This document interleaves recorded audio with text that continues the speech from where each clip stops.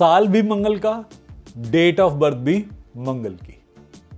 यदि साल और डेट दोनों सेम है आपके लिए तो ये साल आपके ग्रोथ के लिए काफी बढ़िया है। अब तक शायद बैकफुट पे खेल रहे थे, अब फ्रंट फुट पे आएंगे। कई फैसले जो आप पहले नहीं ले पा रहे थे शायद अब उन्हें लेना शुरू करेंगे। मन अपनी रिफ्लेक्टिव इमेज को देखकर, अपने दर्पण के अंदर अपनी इमेज को देखकर कभी कभी मन बहुत प्रसन्न होता है, बहुत ज्यादा इन्फ्लुएंस होते हैं कि मैं आज बदलाव ले ही आऊंगा, ले ही आऊंगी। और कई लोग बहुत डल हो जाते हैं। दोनों ही स्थिति खराब है। हाइपर एक्साइट हो गए तो कुछ देर के बुलबुले हैं, बैठ जाएंगे।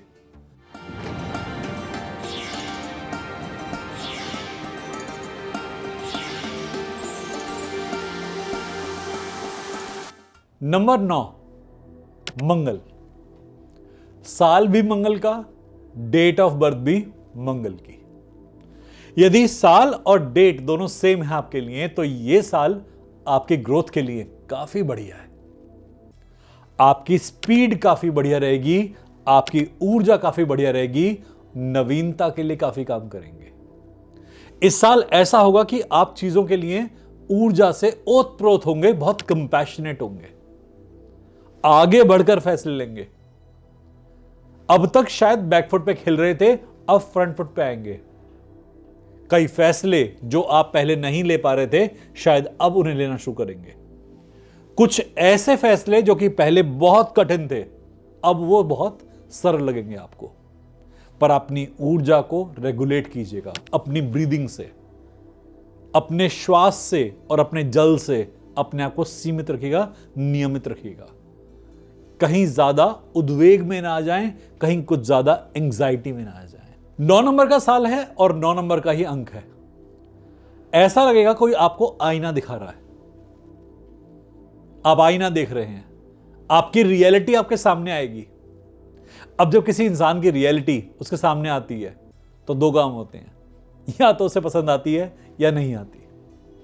पसंद आई तो अच्छा है, क्यों पसंद आ रही है यह भी सोचना जरूरी है।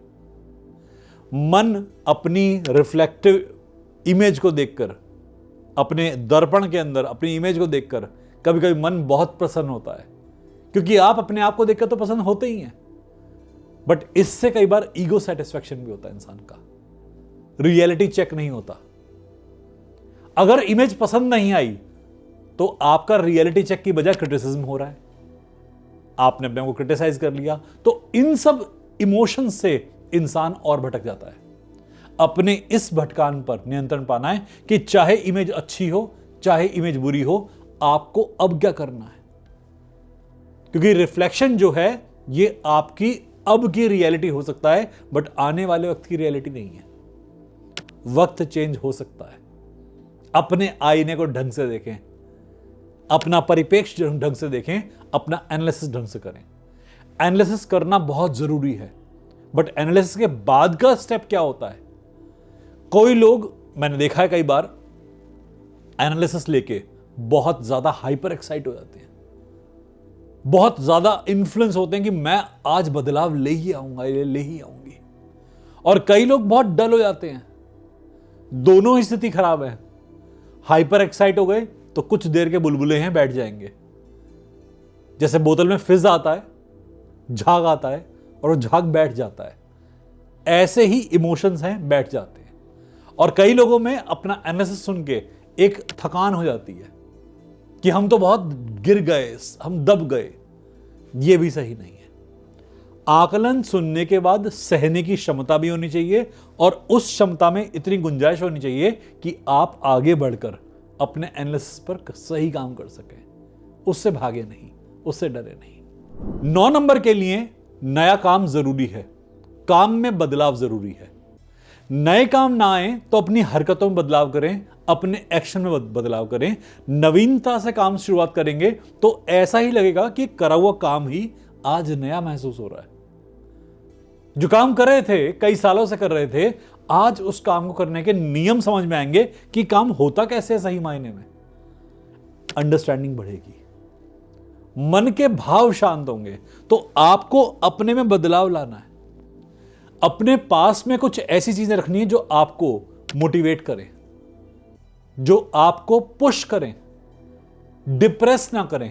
क्योंकि कई लोग ऐसा मैं देखता हूं ऐसी चीजों में कि लोग हताश हो जाते हैं, इस टाइम पर अपने हाथ पर हाथ धरे बैठे रहते हैं। एक्शंस का टाइम है, मार्स के साथ एसोसिएशन है, तो एक्शन बेस्ड टाइम है। जितना एक्शन लेंगे उतना ही आपके लिए बढ़िया रहेगा। अपने आप को डेली मोटिवेट करें, अपनी आस्किंग से ज्यादा अपनी डूइंग पे, अपनी फॉलोइंग से ज्यादा अपनी डूइंग पे, कि आपका काम करने का स्तर क्या है, इस पे फोकस करें। सहायता मांगनी ठीक है, ज्ञान मांगना ठीक है, किसी से कोई सहयोग लेना ठीक है, पर अपने खुद के एक्शंस इंपैक्ट होने चाहिए, अपने खुद के एक्शंस में ताकत होनी चाहिए। अगर आपको स्वर्ग जाना है तो अपनी मृत्यु होगी तभी स्वर्ग जा पाएंगे, किसी और के मरने से आपको स्वर्ग नहीं मिलेगा। व्यक्ति का अपना कर्म जरूरी है किसी अवस्था के लिए, तो अपने इस टाइम पीरियड पे अपने कर्मों को करने की हिम्मत रखें। हो सकता है कई काम आपने आज तक ना करे हो, इस समय में ताकत मिलेगी वो काम करने। कार्य को छोड़ने का मन करे कि चलो बाद में हो जाएगा, इस चीज पर काम करें। प्रोक्रास्टिनेशन एक बहुत बड़ा टॉपिक चल रहा है आजकल, इस पे काम करें, क्योंकि इस टाइम पर प्रोक्रास्टिनेशन बहुत होगी। आपका मन नहीं करेगा काम करने का, आप सही रास्ते पे जा रहे हैं, आप बीच में एकदम मोरल बूस्ट नहीं फील करेंगे, मोरल डिले फील करेंगे, मोरल लेट डाउन फील करेंगे। आपको ऐसा लगेगा कि मैं डिमिनिश हो रहा हूं, मेरी ऊर्जा खत्म हो रही है। मोरल अंदर की ऊर्जा, अंदर का एक एनर्जी की तरफ बढ़ने का जज्बा, काम करने का जज्बा कम होता फील होगा।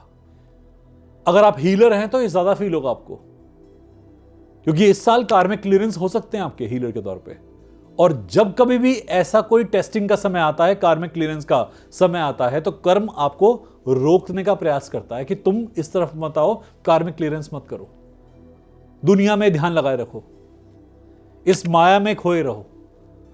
तो हीलर्स को ज्यादातर ऐसा फील होगा कि वो अपनी हीलिंग एबिलिटी शायद महसूस नहीं कर पा रहे, या लूज कर रहे हैं, या फिर अपना कंट्रोल लूज कर रहे हैं। हीलर्स के अलावा बाकी लोग भी ऐसा फील कर सकते हैं कि लाइफ में इस वक्त कंट्रोल लूज हो रहा है, एंगर बहुत आ रहा है, ऊर्जा है वेस्ट हो रही है, काम करने के बजाय बातें बहुत हो रही है, कई कई घंटों का डिस्कशन हो रहे हैं बट रिजल्ट नहीं निकल रहा। इन फैक्टर्स पे काम कीजिए, बहुत लाभ मिलेगा। मौके आपके सामने आएंगे, काम आपके सामने आएंगे, एक विंडो खुलेगी अपॉर्चुनिटी की। इस विंडो का मतलब यह होता है, अपॉर्चुनिटी की विंडो खुलने का मतलब कि आपके पास एक सही समय है। यदि आपने मौके पर चौका मारा तो काम हो जाएगा, नहीं तो बाद में हाथ मिलते रह जाएंगे। ये टाइम पीरियड है जहां पर एक विंडो खुलेगी, अपॉर्चुनिटी आएगी, अवेल कर लीजिएगा, मौके का फायदा उठा लीजिएगा। यदि मौके का फायदा नहीं उठा पाए, मौका चला गया हाथ से, बैठे रह जाएंगे, बाद में सोचेंगे काश हम उस मौके पर अलर्ट रहते। तो एक टाइम, काश वाला टाइम भी होता है कि काश हमारी एनर्जी हम समझ पाते, काश हम थोड़ा सा अडेप्टेबल हो पाते। जो लोग बहुत रिजिड होते हैं इस टाइम पर सबसे ज्यादा पछताते वो हैं। जो लोग बहुत फ्लेक्सिबल होते हैं, अडेप्टिव होते हैं, जिनमें लचीलापन होता है, वो क्वालिटी ऑफ टाइम एंजॉय करते हैं इस टाइम को। वो जिंदगी में कुछ अप्रोच पे चल पाते हैं, आगे अचीव कर पाते हैं। जिस इंसान की कल्पनाओं में यह है कि नहीं मैं ये नहीं कर पाऊंगा या ये नहीं कर पाऊंगी, इस टाइम पीरियड पर वो बहुत स्टबन फील करेंगे, उनको बहुत रुकावटें फील होंगी। ये टाइम फ्लेक्सिबल होने का है। आप अपनी लचीलेपन की हैबिट के कारण से कहीं से बच के निकल सकते हैं, या नई कंडीशन क्रिएट कर सकते हैं, अपॉर्चुनिटी का फायदा उठा सकते हैं। नहीं तो क्या होता है, कई लोग सिर्फ वो दृश्य ही देखते रह जाते हैं, वो भूल जाते हैं कि हमें से कुछ लेसन भी लेना है, कुछ गाइडेंस भी लेनी है। कोई चीज आपके सामने नेगेटिव चल रही है, कोई चीज आपके सामने पॉजिटिव चल रही है, दोनों से ही आप लेसन ले सकते हैं, दोनों ही लेसन देके जाएंगे आपको।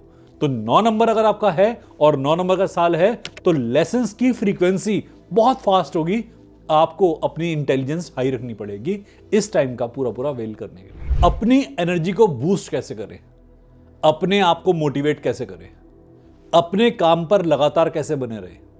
इंपॉर्टेंट ये नहीं कि हम कितनी बार थक रहे हैं, इंपॉर्टेंट ये नहीं कि हम कितनी बार अपने काम से ब्रेक ले रहे हैं, इंपॉर्टेंट ये है कि हमने काम कंप्लीट किया या नहीं किया।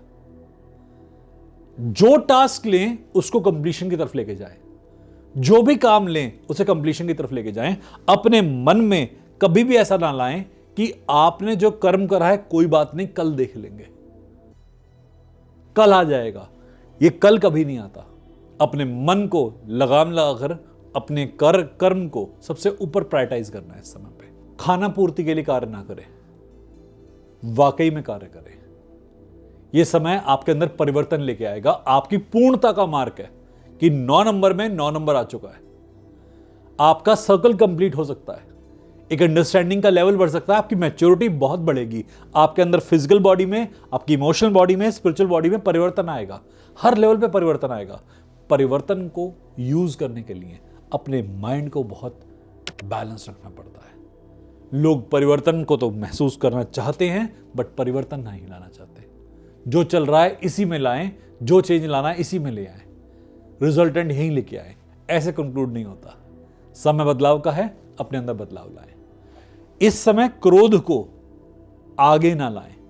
इस समय अपने अंदर के जितना अहंकार है, अपना घमंड है, अपना एग्रेशन है, इसे बीच में ना लाएं।